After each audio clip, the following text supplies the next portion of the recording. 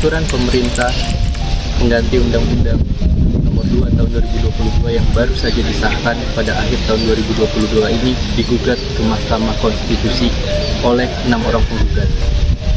Apa yang menjadi alasan ke-6 orang penggugat tersebut menggugat Perpu Nomor 2 Tahun 2022 ini?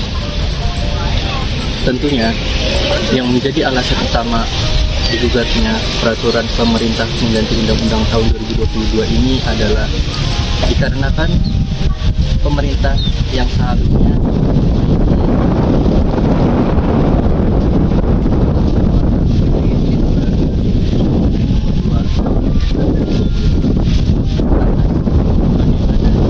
dari Undang-Undang Cipta Kerja itu sendiri, dan apa yang menjadi permasalahannya sehingga undang-undang tersebut harus diperbaiki oleh pemerintah. Maka dari itu kami akan membahas mengenai peraturan undang-undang sekaligus akan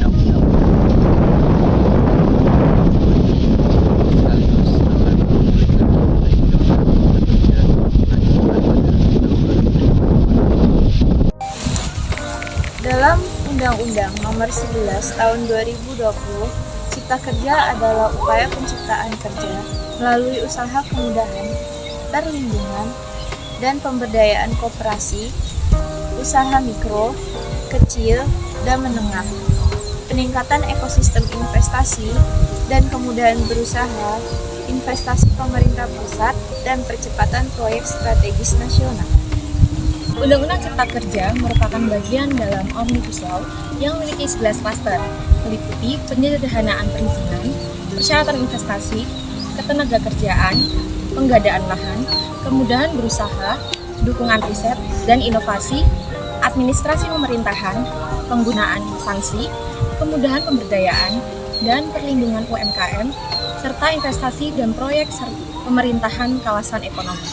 Cipta Kerja yang mengenai ketenagakerjaan, undang-undang yang baru saja disahkan pada tanggal 20 November 2022 mengatur tentang ketenagakerjaan mulai dari pasal 81 yang meliputi upah, kontrak kerja, pelatihan, pesangon, PHK, dan program jaminan kehilangan kerja.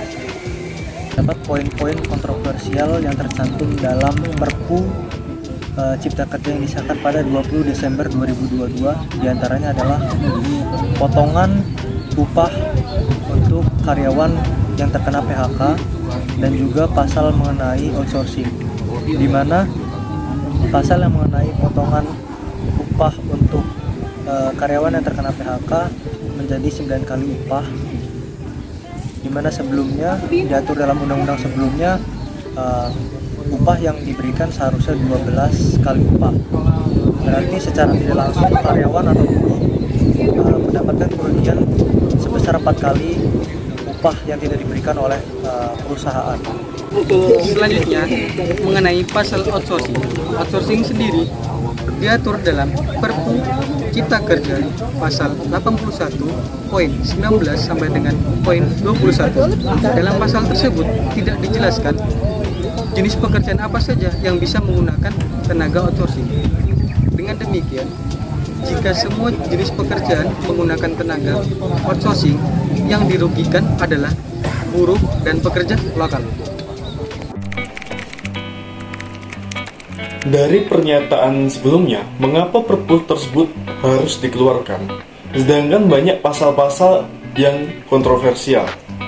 Jadi, menurut Presiden Jokowi, ada beberapa alasan yang mendasari dikeluarkannya Perpu tersebut. Pertama, adanya ketidakpastian ekonomi global. Kedua, kondisi geopolitik seperti perang Rusia dan Ukraina. Ketiga, perubahan iklim. Keempat, kebutuhan investasi. Selain itu, dengan adanya Perpu Cipta Kerja, diharapkan mampu menyerap tenaga kerja Indonesia yang seluas-luasnya di tengah persaingan yang semakin kompetitif dan juga tuntutan globalisasi ekonomi serta adanya tantangan dan juga krisis ekonomi global yang dapat menyebabkan terganggunya perekonomian nasional. Dan itulah beberapa alasan mengapa Perpu tersebut harus dikeluarkan. walaupun ada beberapa pasal-pasal yang kontroversial. Terima kasih.